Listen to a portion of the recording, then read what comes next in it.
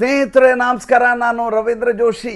8 ಸೀಟುಗಳ ಅಂತರದಲ್ಲಿದ್ದಾರಂತೆ ಉದ್ಧವ್ ಠಾಕ್ರೆಯವರು. ಅವರ ಶಿವಸೇನಾ ಬಣ ಈ ಬಾರಿಯ ಬೃಹನ್ ಮುಂಬೈ ನಗರ ಪಾಲಿಕೆಯ ಮೇಯರ್ ಗದ್ದುಗೆಯನ್ನು ಹಿಡಿಯಲಿದೆ ಅಂತೆ. ಅದಕ್ಕಾಗಿ ಎಲ್ಲ ಮಿತ್ರ ಪಕ್ಷಗಳು ಒಂದಾಗಿದ್ದಾವಂತೆ. ಹೀಗಾಗಿ ಅವರಿಗೆ 8 ಸೀಟುಗಳ ಕೊರತೆ ಇದೆ ಅಂತ. ಆ 8 ಸೀಟುಗಳು ಲಭ್ಯ ಆಗಿಬಿಟ್ರೆ ಅವರೇ ಮೇಯರ್ ಗದ್ದುಗೆಯನ್ನು ಅಲಂಕರಿಸಲಿದ್ದಾರಂತೆ. ಅಂದರೆ ಅವರ ಪಕ್ಷದವರೇ ಮೇಯರ್ ಆಗಲಿದ್ದಾರಂತೆ. ಹಾಗಂತ ಮಹಾರಾಷ್ಟ್ರದಲ್ಲಿರುವಂಥ ಎಲ್ಲ ಪತ್ರಿಕೆಗಳಲ್ಲಿ ಅವರು ಸುದ್ದಿಯನ್ನು ಹಂಚಿಕೊಂಡಿದ್ದಾರೆ. ಈ ಬಾರಿಯ BMC ಚುನಾವಣೆ ವಿಶೇಷತೆ ಏನು ಗೊತ್ತಾ? ಜಟಾಪಟಿ ಇದ್ದದ್ದು, ಪೈಪೋಟಿ ಇದ್ದದ್ದು, ಪ್ರತಿಸ್ಪರ್ಧೆ ಇದ್ದದ್ದು ಭಾರತೀಯ ಜನತಾ ಪಾರ್ಟಿ ಹಾಗೂ ಇತರ ಕಾಂಗ್ರೆಸ್ಸು ಮತ್ತು ಶಿವಸೇನೆ ಪಕ್ಷಗಳ ಮಧ್ಯೆ ಅಲ್ಲ. ಈ ಬಾರಿ ಹೋರಾಟ ಮಾಡಿದ್ದು ಒಂದು ಕಡೆ ಭಾರತೀಯ ಜನತಾ ಪಾರ್ಟಿ, ಇನ್ನೊಂದು ಕಡೆ ಎದುರಾಳಿಯಾಗಿ ನಿಂತದ್ದು ಮಹಾರಾಷ್ಟ್ರದ ಮರಾಠಿ ಮಾಧ್ಯಮಗಳು. ಶಿವಸೇನೆಯ ಪರವಾಗಿ ಯಾವ ರೀತಿಯ ಬ್ಯಾಟಿಂಗ್ ಮಾಡಿದವು ಅಂದರೆ ಠಾಕ್ರೆ ಬ್ರ್ಯಾಂಡ್ ಅಂತ ಇಟ್ಕೊಂಡು ಈ ಬಾರಿ ಏನೇ ಆದರೂ ಠಾಕ್ರೆ ಬ್ರ್ಯಾಂಡನ್ನು ಕೆಳಗೆ ಇಳಿಸಲಿಕ್ಕೆ ಸಾಧ್ಯವೇ ಇಲ್ಲ. ನರೇಂದ್ರ ಮೋದಿ ಮತ್ತು ಅಮಿತ್ ಶಾ ಅವರು ಲಗಾಟಿ ಹೊಡೆದರೂ ಕೂಡ ಈ ಬಾರಿ ಇವರನ್ನು ನೀವು ತಡೆಯಲಿಕ್ಕೆ ಸಾಧ್ಯ ಇಲ್ಲ. ಏಕೆಂದರೆ ಮುಸಲ್ಮಾನರ ಮತಗಳು ಇವರಿಗೆ ಬರ್ತವೆ, ಹಿಂದೂ ಶಿವಸೈನಿಕರ ಮತಗಳು ಇವರಿಗೆ ಬರ್ತವೆ. ಕಳೆದ 30 ವರ್ಷಗಳಿಂದ ಈ ಸ್ಥಳೀಯ ಚುನಾವಣೆಗಳಲ್ಲಿ ಪರಿಣಿತರಾದಂಥ ಜನ ಇವರು. ಇಂಥವ್ರ ಜೊತೆ ಕುಸ್ತಿ ಆಡಲಿಕ್ಕೆ ಸಾಧ್ಯ ಇಲ್ಲ ರಾಷ್ಟ್ರೀಯ ನಾಯಕರಿಗೆ ಅನ್ನುವಂಥ ಮಾತನ್ನು ಹೇಳಿದರು. ಮಜಾ ಅಂದರೆ ನರೇಂದ್ರ ಮೋದಿ ಆಗಲಿ ಅಮಿತ್ ಶಾ ಆಗಲಿ ಮುಂಬೈ ಕಡೆ ತಲೆ ಹಾಕಲಿಲ್ಲ, ಒಂದೇ ಒಂದು ರ್ಯಾಲಿಯಲ್ಲಿ ಪಾಲ್ಗೊಳ್ಳಲಿಲ್ಲ. ದೇವೇಂದ್ರ ಫಡ್ನವೀಸ್ ಹೇಳಿದರು, ನಿಮಗೆ ಹೇಗೆ ಬೇಕೋ ಹಾಗೆ ಚುನಾವಣೆ ಮಾಡಿ, ಆದರೆ ಈ ಸಲ ಭಾರತೀಯ ಜನತಾ ಪಾರ್ಟಿಯ ಅಭ್ಯರ್ಥಿ ಅಲ್ಲಿ ಮೇಯರ್ ಗದ್ದುಗೆಯನ್ನು ಏರಬೇಕು, ಭಾರತೀಯ ಜನತಾ ಪಾರ್ಟಿ ಅಧಿಕಾರಕ್ಕೆ ಬರಬೇಕು, ಏನು ಮಾಡ್ತಿರೋ ಮಾಡಿ ಅಂತ ಹೇಳಿದರು. ಈಗ ದೇವೇಂದ್ರ ಫಡ್ನವೀಸ್ ಅವರು ದಾವೋಸ್ಗೆ ಹೋಗಿದ್ದಾರೆ, ಮುಗಿಸ್ಕೊಂಡು ಇವತ್ತು ವಾಪಸ್ ಬರ್ತಾ ಇದ್ದಾರೆ.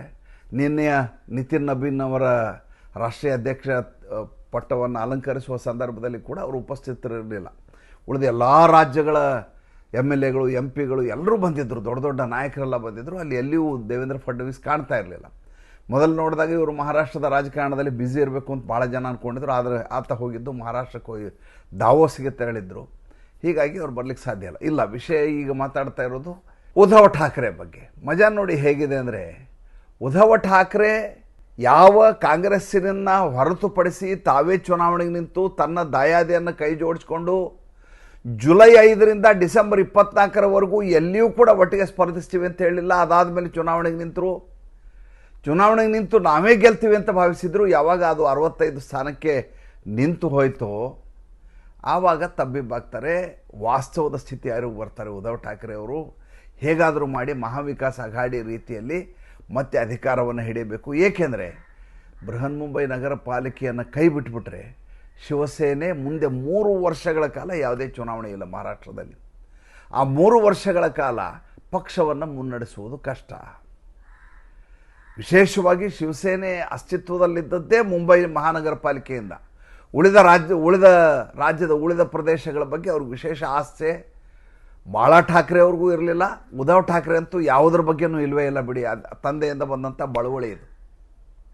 ಹೀಗಾಗಿ ಈಗ ಅವರ ಆಲೋಚನೆ ಏನಪ್ಪ ಅಂತಂದರೆ, ಶಿವಸೇನೆ UBT ಅಂದರೆ ಉದ್ಧವ್ ಭಾವು ಠಾಕ್ರೆ ಜೊತೆಗೆ ಕಾಂಗ್ರೆಸ್ಸು, ಅದರ ಜೊತೆ 8 ಸೀಟ್ ಇರುವಂಥ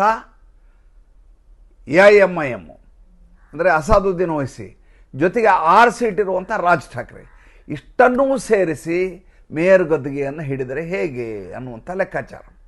ಹಾಗೆಲ್ಲ ಮಾಡಿದರೂ ಕೂಡ ಅವರು ಏನೇ ಸರ್ಕಸ್ ಮಾಡಿದರೂ ಅಧಿಕಾರ ಹಿಡಿಯಲಿಕ್ಕೆ ಸಾಧ್ಯ ಇಲ್ಲ.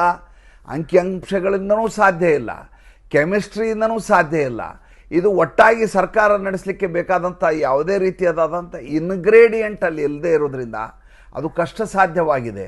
ಆದರೆ ಮುಂದಿನ ದಿನಗಳಲ್ಲಿ ತಾನು ನಿರುದ್ಯೋಗಿ ಆಗ್ತೀನಿ ಅನ್ನುವಂಥ ಭಯಕ್ಕೆ, ಸಂಕಟಕ್ಕೆ, ತಳಮಳಕ್ಕೆ ಉದ್ಧವ್ ಠಾಕ್ರೆ ಹೇಗಾದರೂ ಮಾಡಿ ಸರ್ಕಾರವನ್ನು ರಚನೆ ಮಾಡಬೇಕು ಅಂತ ಹೇಳ್ತಾ ಇದ್ದಾರೆ. ಇದನ್ನೆಲ್ಲ ಹೇಳೋದು ಯಾರು ನೋಡಿ? ಯಾವಾಗಲೂ ಒಂದು ನೆನ್ಪಿಟ್ಕೊಳ್ಳಿ, ಚಾಣಕ್ಯ ಎದುರುಗಡೆ ಬಂದು ಹೋರಾಟ ಮಾಡೋದಿಲ್ಲ. ಆಮೇಲೆ ಯಾವುದೇ ಒಬ್ಬ ರಾಜ ಶಕುನಿಯನ್ನು ಚಾಣಕ್ಯ ಅಂತ ಇಟ್ಕೊಂಡು ಅವನಿಂದ ಸಜೆಷನನ್ನು ಪಡೆಯೋದಿಲ್ಲ.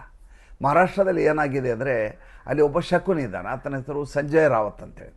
ಆತನನ್ನು ಚಾಣಕ್ಯ ಅಂತ ಪರಿಗಣಿಸಿರುವುದರಿಂದ ಉದ್ಧವ್ ಠಾಕ್ರೆ ಇವತ್ತು ಈ ಮಟ್ಟಿನ ಅಧಪತನಕ್ಕೆ ಕಾರಣ ಆಗಿದೆ. ಉದ್ಧವ್ ಠಾಕ್ರೆಗಿಂತ ಹೆಚ್ಚು ಮಾತಾಡೋದು ಸಂಜಯ್ ರಾವತ್. ಉದ್ಧವ್ ಠಾಕ್ರೆ ಏನನ್ನೇ ಹೇಳಬೇಕು ಅಂತ ಬಯಸ್ತಾರೋ ಅದನ್ನು ಈತನ ಬಾಯಿಂದ ಹೇಳಿಸ್ತಾರೆ.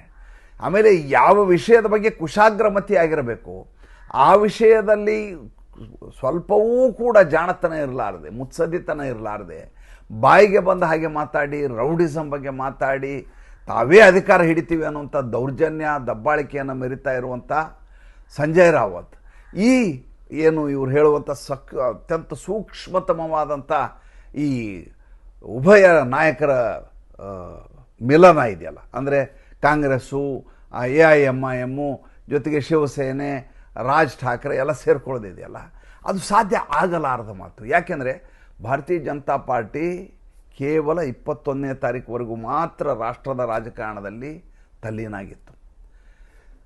ಮಹಾರಾಷ್ಟ್ರದ ಕಡೆ ತಲೆ ಹಾಕಿದ ತಕ್ಷಣ ಅಮಿತ್ ಶಾ ಅವರು ಇಡೀ ಚಿತ್ರಣ ಬದಲಾಗತ್ತೆ. ಅದಕ್ಕೆ ಉದಾಹರಣೆ ಏನಂದರೆ ಶಿವಸೇನೆಯ 15 ಜನ ಈಗೇನು ಚುನಾಯಿತರಾಗಿ ಬಂದಿದ್ದಾರಲ್ಲ ಆ ಕಾರ್ಪೊರೇಟರ್ಗಳು ತಮ್ಮ ಮೊಬೈಲನ್ನು ಆಫ್ ಮಾಡಿ ಇಟ್ಕೊಂಡಿದ್ದಾರೆ. 8 ಜನ ಕಾಂಗ್ರೆಸ್ಸಿನ ಕಾರ್ಪೊರೇಟರ್ಗಳು ತಮ್ಮ ಮೊಬೈಲನ್ನು ಆಫ್ ಮಾಡಿ ಇಟ್ಕೊಂಡಿದ್ದಾರೆ. ಇದಕ್ಕಿಂತ ಮಜಾ ಏನಪ್ಪ ಅಂದರೆ, ನಿಮಗೆ ಈಗಾಗಲೇ ಹೇಳಿದ್ದೀನಿ, ಏಕನಾಥ್ ಶಿಂದೆ ಬಣದ 28 ಜನ ಕಾರ್ಪೊರೇಟರ್ಗಳೇನು ಒಟ್ಟು ಇಷ್ಟು ಜನ ಇದ್ದಾರಲ್ಲ, 28 ಜನ ಆಯ್ಕೆಯಾಗಿರೋದು ಅವರಿಂದ, 89 ಜನ ಭಾರತೀಯ ಜನತಾ ಪಾರ್ಟಿಯಿಂದ ಆಯ್ಕೆಯಾಗಿರೋದು. ಈ 28 ಜನ ಏನಿದ್ದಾರೆ ಅವ್ರನ್ನೆಲ್ಲರನ್ನೂ 5 ಸ್ಟಾರ್ ಹೋಟ್ಲಲ್ಲಿ ಕೂಡ ಹಾಕಿದ್ದಾರೆ ಏಕನಾಥ್ ಶಿಂದೆ. ಯಾಕೆ 28ಕ್ಕೆ 28 ಜನ ನೀನು ಬೇಡ, ನೀನು ನನಗೆ ಏಕನಾಥ್ ಶಿಂದೆ ನಾನು ಭಾರತೀಯ ಜನತಾ ಪಾರ್ಟಿ ಜೊತೆ ಹೋಗ್ತೀನಿ ಅಂತ ಹೇಳಿಬಿಟ್ರೆ ಏನು ಮಾಡೋದು? ಆ ಭಯ ಅವರನ್ನು ಕಾಡ್ತಾ ಇದೆ. ಈ ಬಾರಿ ಯಾರು ಬರಲಿ ಯಾರು ಬಿಡಲಿ 30ನೇ ತಾರೀಕು ಮೇಯರ್ ಗದ್ದುಗೆಗೆ ಹೆಸರು ಅನೌನ್ಸ್ ಆಗುತ್ತೆ. ಅವತ್ತು ಮೇಯರು ಅಧಿಕಾರವನ್ನು ವಹಿಸ್ಕೋತಾರೆ ಅಂತ ಅಮಿತ್ ಶಾ ಅವರು ಸ್ಪಷ್ಟವಾಗಿ ನಿರ್ದೇಶನವನ್ನು ನೀಡಿದ್ದಾರೆ.